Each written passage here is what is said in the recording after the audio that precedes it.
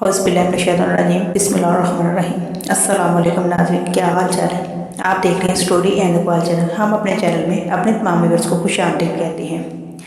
आज हम शेयर करेंगे खुदाई का दावा करने वाला शैतान। खुदाई का दावा करने वाले शैतान जिसने 12 साल में जन्नत तैयार की और जब वो अपनी जन्नत में दाखिल होने लगा तो उसके साथ क्या हुआ, जानने के लिए हमारे साथ रहिएगा। अगर आप चैनल पर नए हैं तो हमारे चैनल को सब्सक्राइब कीजिएगा ताकि इस तरह की इस्लामी मालूमाती वीडियोस आप तक बर वक्त पहुँचती रहें। अगर वीडियो अच्छी लगे तो लाइक और कमेंट्स ज़रूर करें और ज़्यादा से ज़्यादा शेयर भी करें। शुक्रिया। चलिए चलते हैं अब वीडियो की तरफ। खुदाई का दावा करने वाला शैतान जिसने 12 साल में जन्नत तैयार की और जब वो अपनी जन्नत में दाखिल होने लगा, कौम इरम का ताल्लुक़ कौम आद से था और वह इरम नाम की बस्ती के रहने वाले थे। वो बस्ती बड़े बड़े सतूनों वाली थी। अमाद जमा है उम्द की और उम्द के मायने सतून के हैं। आद के नाम से 2 कौमें गुजरी हैं। एक तो आद कदीमा यानी आद इल्म कहते हैं या आद बिन औस बिन इल्म बिन सहा बिन नूह अलैहिस्सलाम की औलाद में से थे। इनके दादा की तरफ मंसूब करके इनको आद इल्म भी कहा जाता है। अपने शहर का नाम भी इन्होंने अपने दादा के नाम पर रखा। इनका वतन अदन से मुतसिल था। इनकी तरफ हज़रत हूद अलैहिस्सलाम मबूस किए गए, लेकिन कौम आद की बदअमालियों के सबब जब इन्हें तबाह कर दिया गया तो हज़रत हूद अलैहिस्सलाम हज़र मौत की तरफ मराजित कर गए। इनकी रहाइश अकाफ के इलाके में थी। हज़रत हूद अलैहिस्सलाम की वफ़ात यहीं पर हुई। अकाफ में बसने वाले इस कौम ने बहुत तरक्की की। अल्लाह ताला ने इस कौम को गैर मामूली कद्दो-क़ामत और क़ुव्वत अता फरमाई थी। इनमें हर शख्स का कद कम से कम 12 गज का होता था। ताकत का ये हाल था कि बड़े से बड़ा पत्थर जिसको कई आदमी मिलकर भी ना उठा सके, इनका एक आदमी एक हाथ से उठाकर फेंक देता था। ये लोग ताकत और क़ुव्वत के बलबूते पर पूरे यमन पर काबिज हो गए। इस कौम के 2 बादशाह ख़ास तौर पर इनमें बहुत जाह जलाल वाले हुए। वो दोनों भाई थे।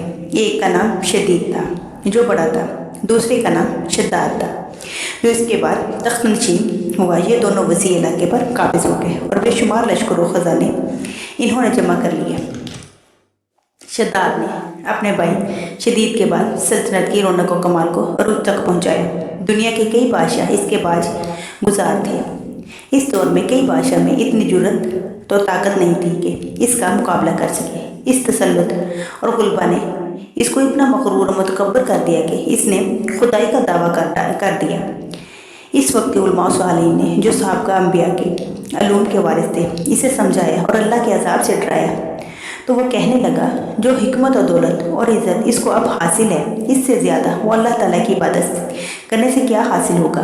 जो कोई किसी की खिदमत और दाद करता है या तो इज़्ज़त और सनत की तरक्की के लिए करता है या दौलत के लिए करता है, मुझे तो ये सब कुछ हासिल है। मुझे क्या ज़रूरत है कि मैं किसी की इबादत करूँ। अस्तग़फिरुल्लाह।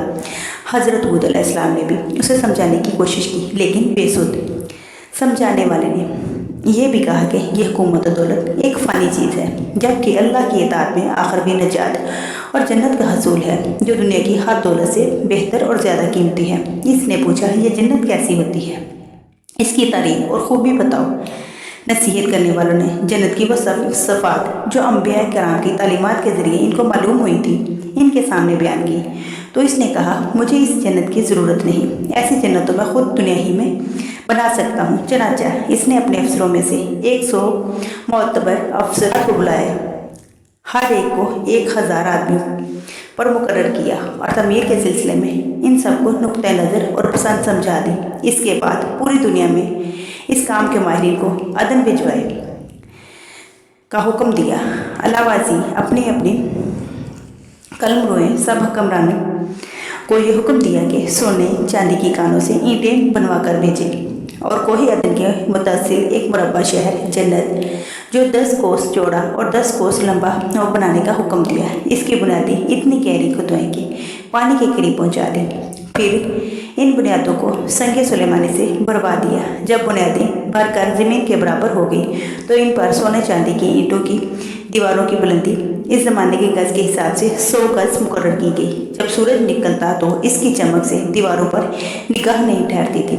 यूं शहर की 4 दीवारी बनाई गई। इसके बाद चार दीवारी के अंदर 1000 महल तमीर किए गए। हर महल 1000 सतूनों वाला था और हर सतून पर जवाहरात से जुड़ाव किया हुआ था।